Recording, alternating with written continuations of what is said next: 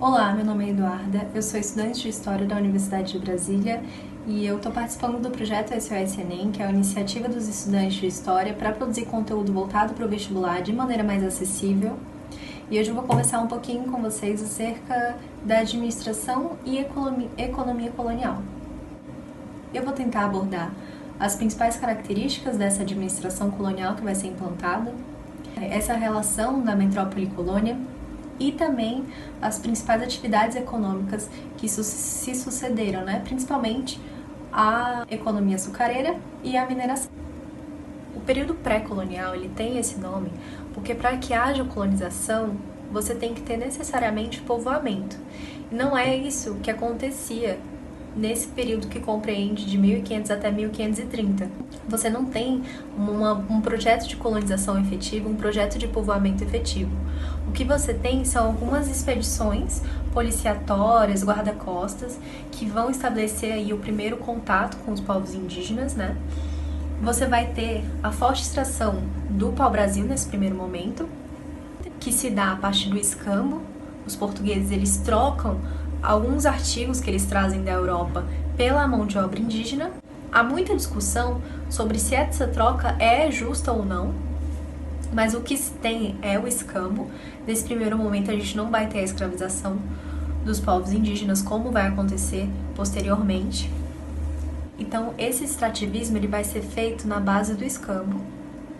E aí a gente vai ter a instalação de feitorias, que são espécies de entrepostos comerciais, armazéns que estocam a madeira, que posteriormente vai ser comercializada, vai ser destinada à Europa. O pau-brasil ele vai servir para dois propósitos, para Portugal. Primeiro porque é uma madeira de qualidade, depois também porque pode ser extraído um corante da madeira. Mas o que é importante ter em mente então é que nesse primeiro momento a gente não tem uma colonização de maneira efetiva. A necessidade de uma frente colonizatória ela surge com a ameaça francesa. O piratismo ele estava em voga na época, havia piratismo de vários países na costa brasileira, não só da França, mas a ameaça francesa se dá de maneira mais intensa.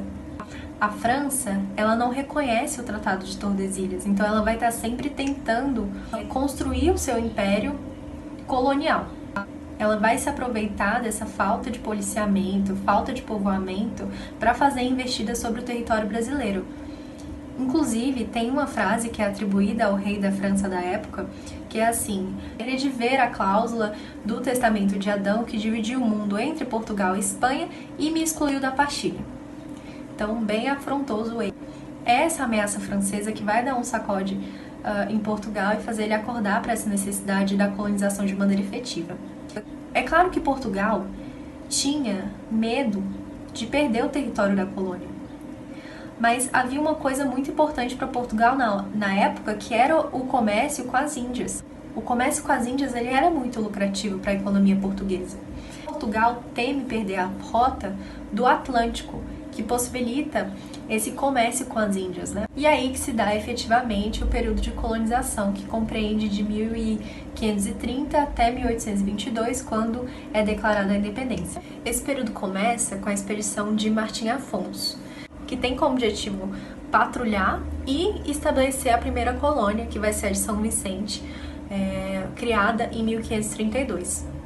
A partir de 1534, a coroa portuguesa ela adota as capitanias hereditárias, O sistema de capitanias, ele é uma espécie de privatização. Talvez seria melhor explicado por uma concessão. O que se dá mesmo é que Portugal ainda está muito interessado no comércio com as Índias, ainda é o principal motor da sua atividade econômica. Então ele não quer se comprometer com uma colonização que vai demandar recursos. Então ele simplesmente passa essa responsabilidade para as pessoas que estão interessadas, que não são os nobres. Os nobres eles estão interessados no comércio mais lucrativo, que é o com as Índias. Esses capitães donatários, que vão ser a quem se destina as capitanias hereditárias, Esses capitães, eles são burocratas, comerciantes, que têm entre si essa ligação com a coroa. Essa relação da concessão, ela funciona da seguinte maneira. Os capitães donatários, eles possuem a posse da terra, mas eles não são proprietários da terra. Há essa distinção entre posse e propriedade. É mais ou menos a relação que acontece quando você aluga um imóvel, né? Você, locatário, você tem a posse dele porque você está usufruindo dos benefícios daquele imóvel. Mas quem tem a propriedade mesmo é o locador, que está te alugando, que tem a propriedade do imóvel. Então, a qualquer momento, a coroa ela pode se restituir da posse da terra. Isso é basicamente o que está descrito na carta de doação.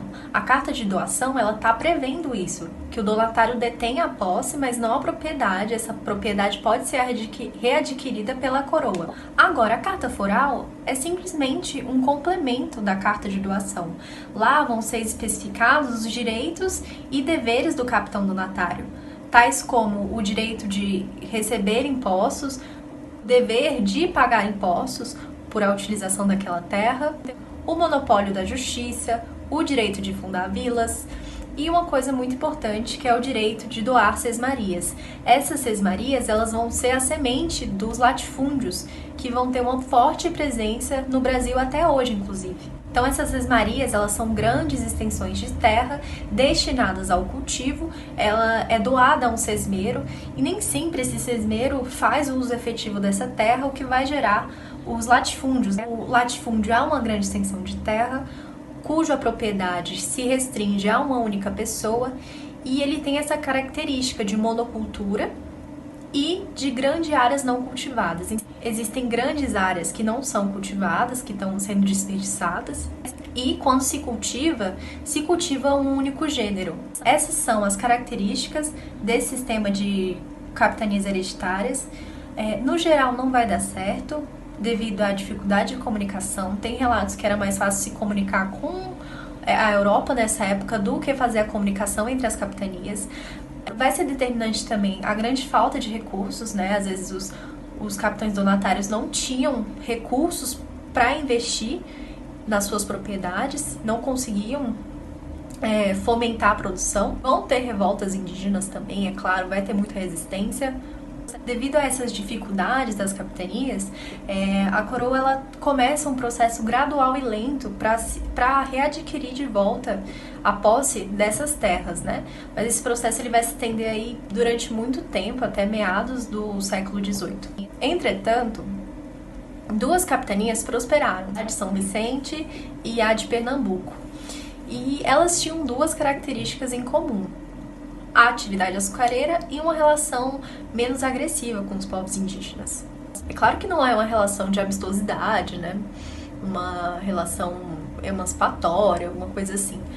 Mas nas outras capitanias havia uma agressividade, um embate maior entre os colonos e os povos indígenas. Então essas duas características são marcantes para que as capitanias, essas duas, deem certo. Em 1545 tem a descoberta da prata em Potosí, o que vai efervescer a mentalidade dos espanhóis na época. Potosí é uma montanha que é sagrada para os povos originários, né?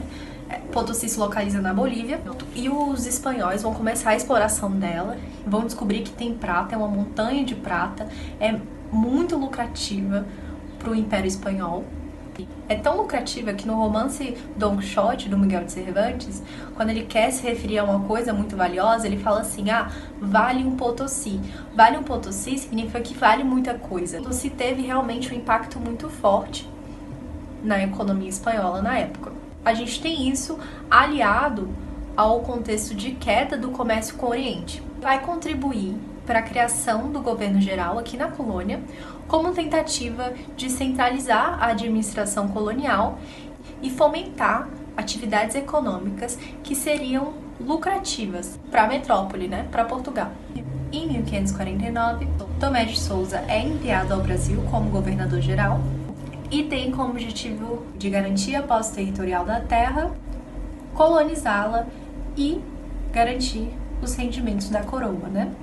Ele vai fazer isso com o auxílio do ouvidor, que é o responsável por essa administração da justiça, do capitão-mor, que é responsável por essa vigilância, e o provedor-mor, que é o responsável pelo controle e crescimento da arrecadação de impostos. Juntamente com Tomé de Souza, governador geral, chega também os primeiros jesuítas, liderados pelo Manuel da Glória, que, juntamente com o padre Anchieta, vai fundar a ação de São Paulo no Planalto de Piratininga. Um dos objetivos do governador-geral também é a criação da capital, Salvador, que vai ser capital até 1763. É assim então que começa o desenho do que vai ser a administração colonial e qual vai ser o papel da colônia nessa estrutura colônia e metrópole. Pacto colonial ou exclusivo colonial, até exclusivo colonial é mais interessante porque o exclusivo ele já remete à exclusividade do comércio da colônia com a metrópole. Isso significa que o pacto colonial ele nada mais é do que monopólio comercial que a metrópole detém sobre a colônia. Então, a colônia ela só pode comercializar com a metrópole.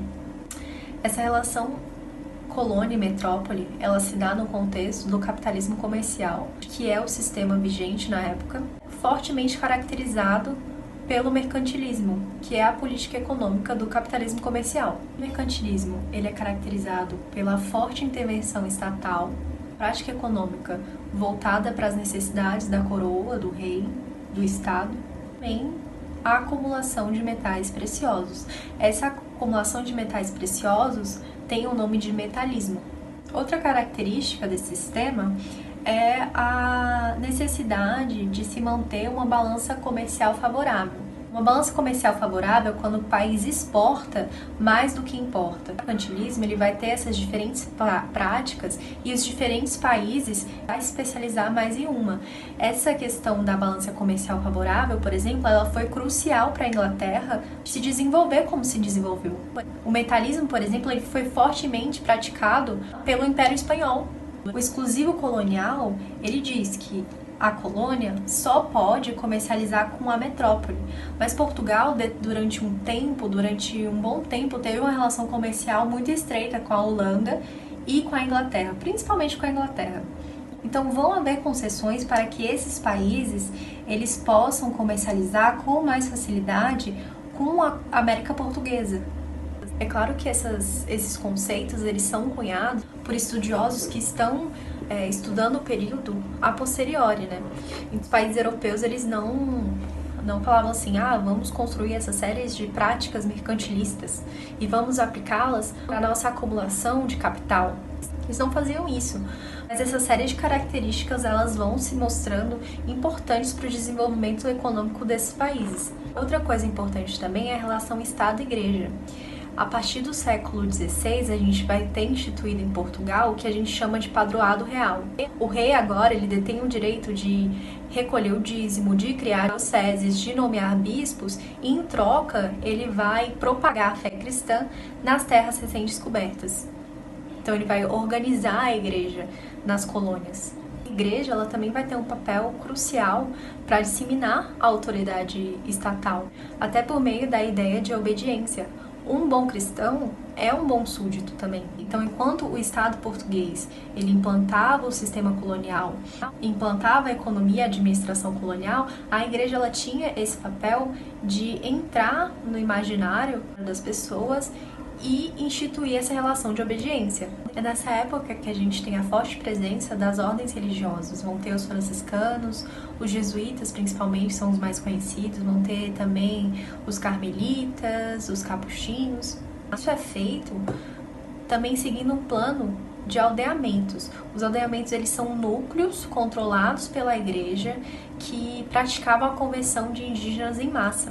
Disso, nesses aldeamentos a gente também vai ter uma economia ascendente. Vai haver a exploração da mão de obra indígena dentro dos próprios aldeamentos. Não só o trabalho indígena compulsório, mas também o trabalho escravo dos africanos. É inegável que a igreja se opôs à escravização dos povos indígenas, mas essa oposição era feita com o objetivo de viabilizar a catequização desses povos, né?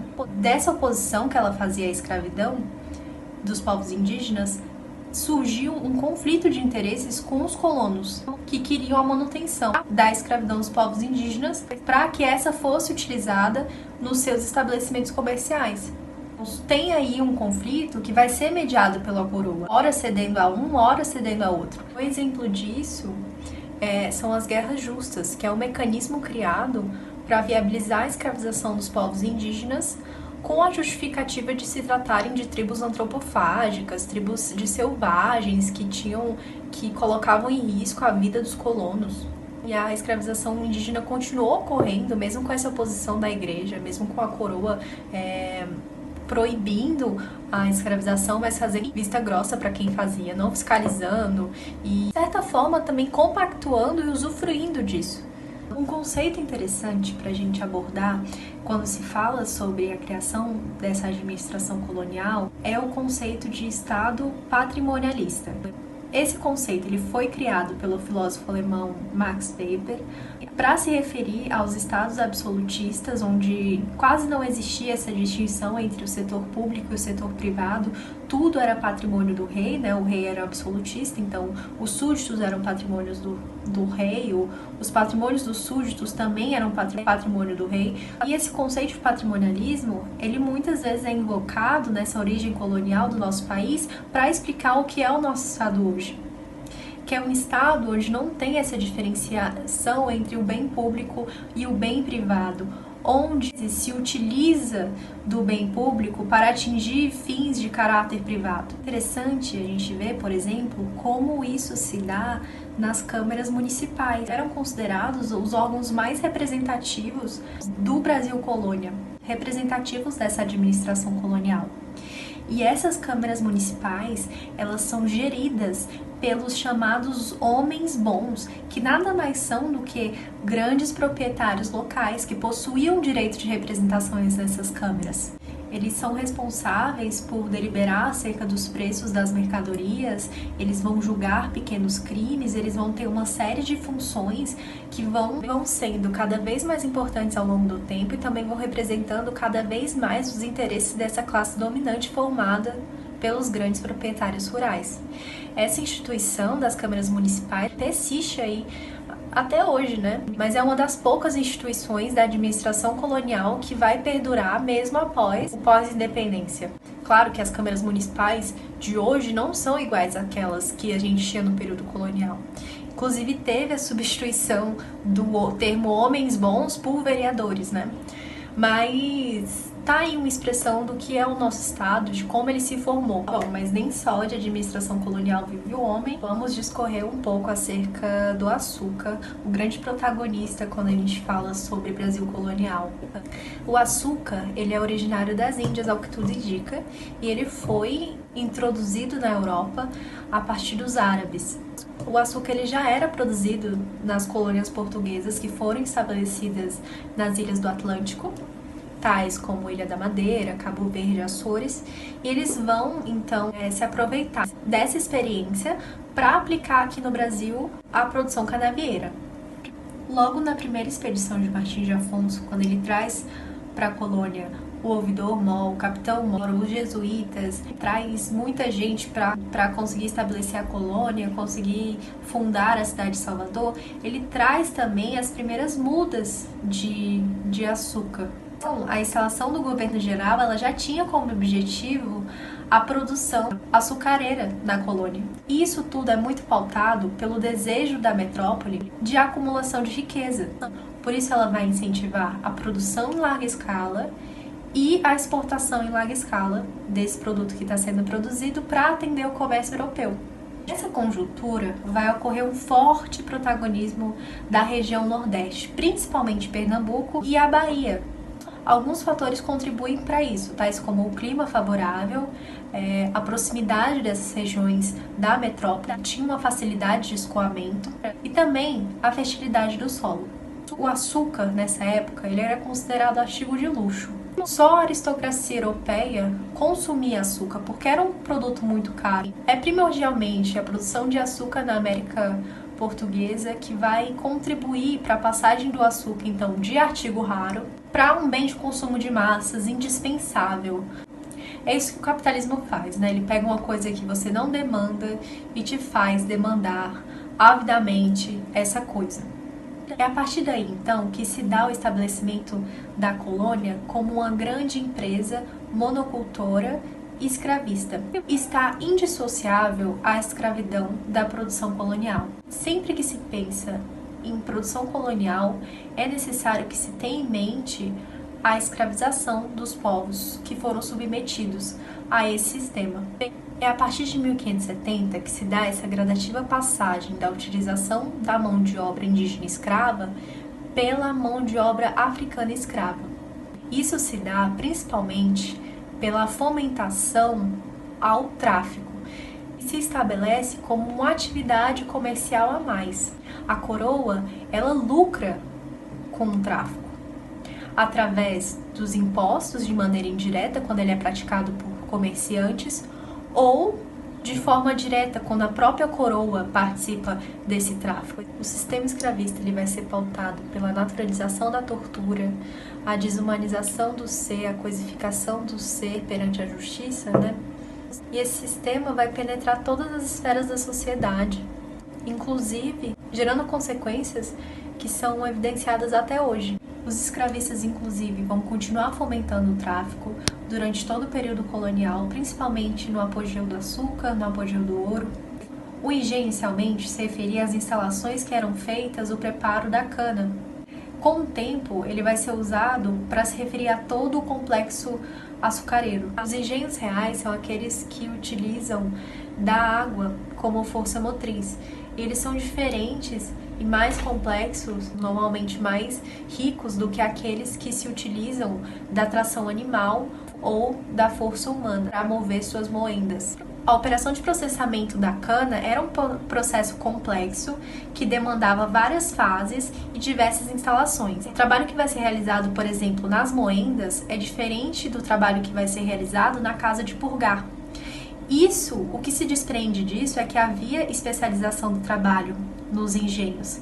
O trabalho que era realizado em uma instalação era diferente do trabalho que seria realizado em outra. Inclusive, a gente tem relatos de que o trabalho nas caldeiras e nas fornalhas era utilizado como um castigo para os escravos que se rebelassem. Devido ao calor insuportável, ocorriam vários acidentes nessas instalações. Um conceito que é amplamente usado para se definir a economia colonial é a plantation, que é a grande propriedade que utiliza o trabalho escravo para a produção de um único gênero voltado à exploração. Esse termo é importante porque dele você pode desprender várias características da economia colonial. Quando você fala de grande propriedade, você está falando de latifúndio. Quando você fala grande propriedade que utiliza o trabalho escravo, você está falando de um sistema escravista. Quando você fala grande propriedade que utiliza o trabalho escravo para a produção de um único gênero, esse único gênero caracteriza a monocultura. Quando você fala grande propriedade que utiliza o trabalho escravo para a produção de um único gênero destinado à exportação, você está falando de uma produção que é voltada para o comércio exterior. A questão é que a produção açucareira ela vai ser implantada no Brasil usando esses moldes. Entre 1570 até 1620, a gente tem essa expansão no mercado açucareiro. E nesse primeiro momento, não há concorrência. Só a América Portuguesa produz açúcar. Em 1618, a gente vai ter uma influência de um contexto externo. A Guerra dos 30 Anos é uma série de guerras entre as nações europeias por motivos religiosos e políticos, o que vai afetar a produção de açúcar justamente porque essas nações europeias são as grandes consumidoras do açúcar brasileiro. Entre 1624 e 1654, a gente vai ter as invasões holandesas. Essas invasões, elas são bem complexas, demandariam uma conversa inteira só para discorrer sobre elas, mas o que é importante ter em mente, elas representaram o maior conflito político-militar da colônia e foram influenciadas principalmente pela conjuntura da União Ibérica.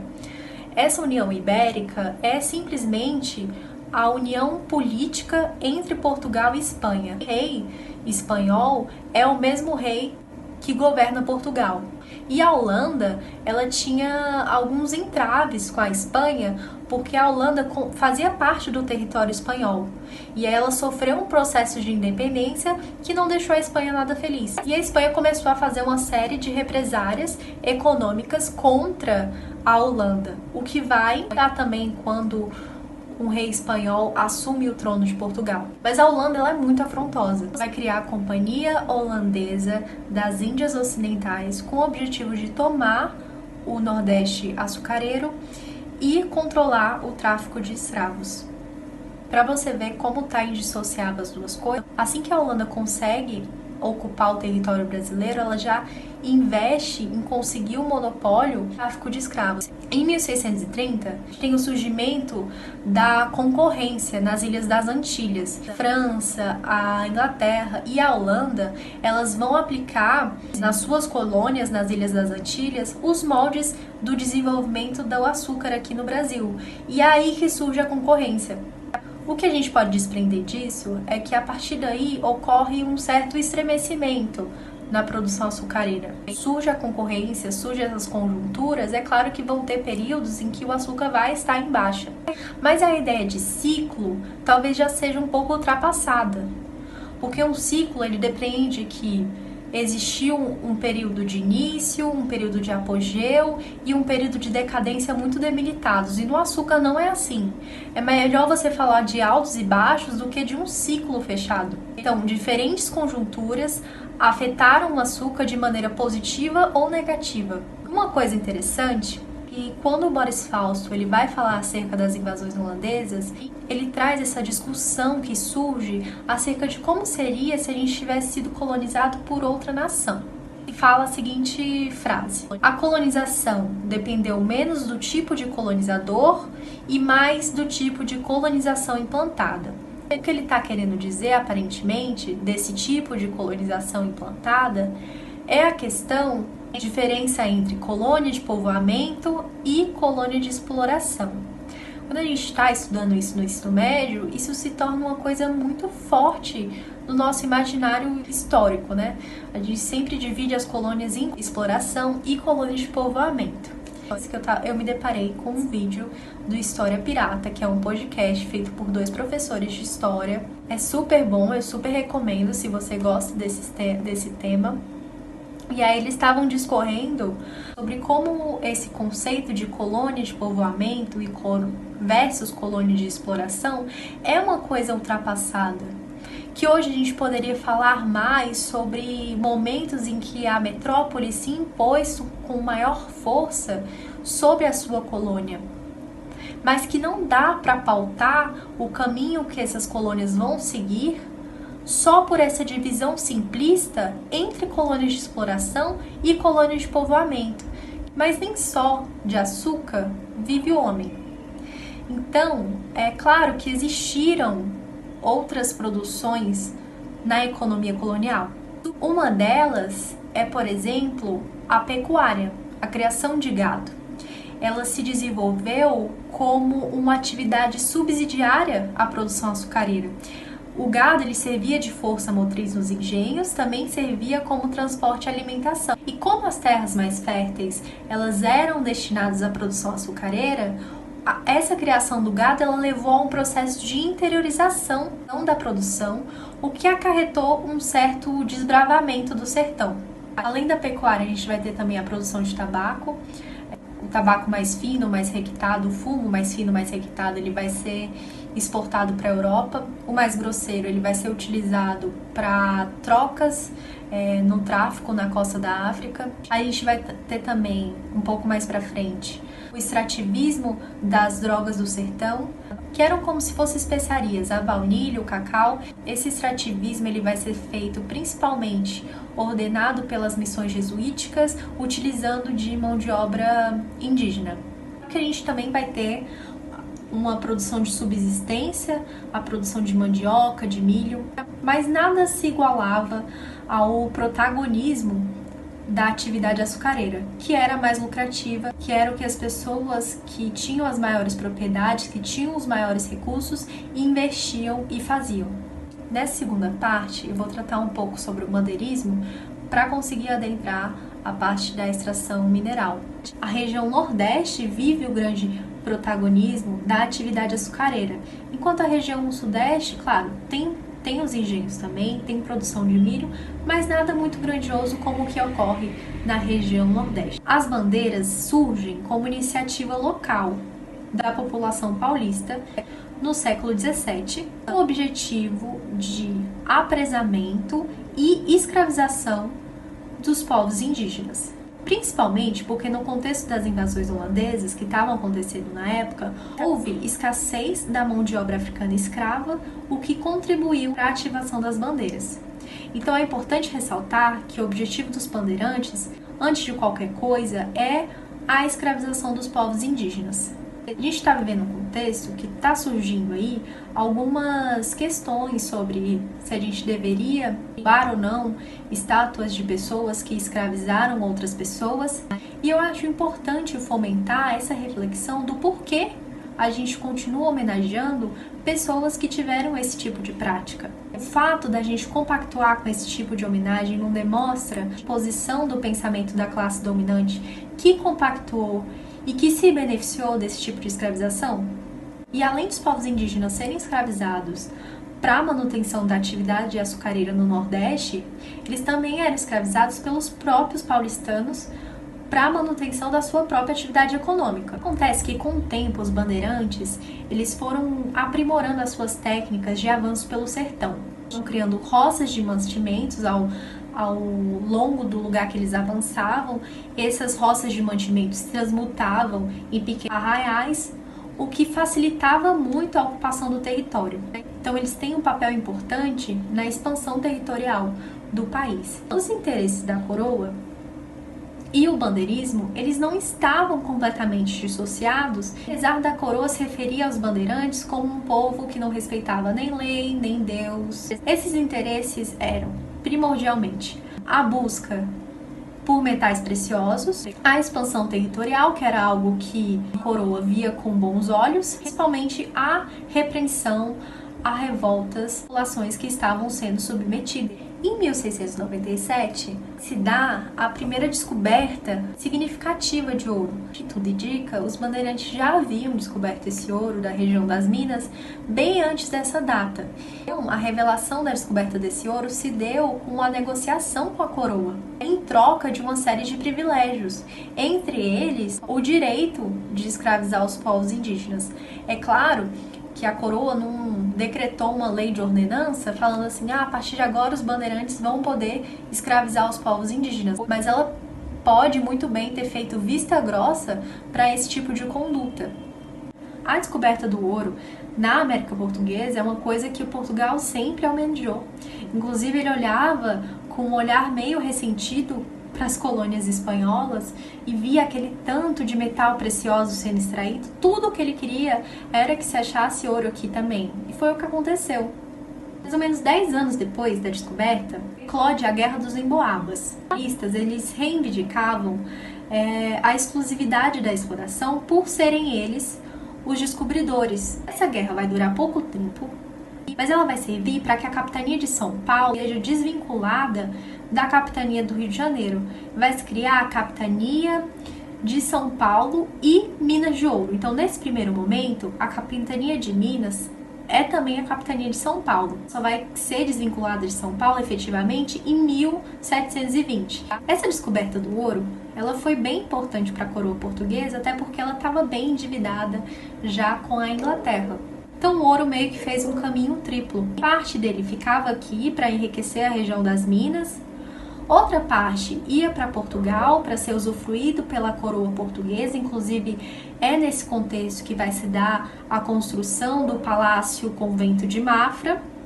E a terceira parte, ela vai ser destinada à Europa, mas principalmente destinada à Inglaterra, de duas formas: pelo pagamento das dívidas de Portugal ou pelo contrabando direto mesmo.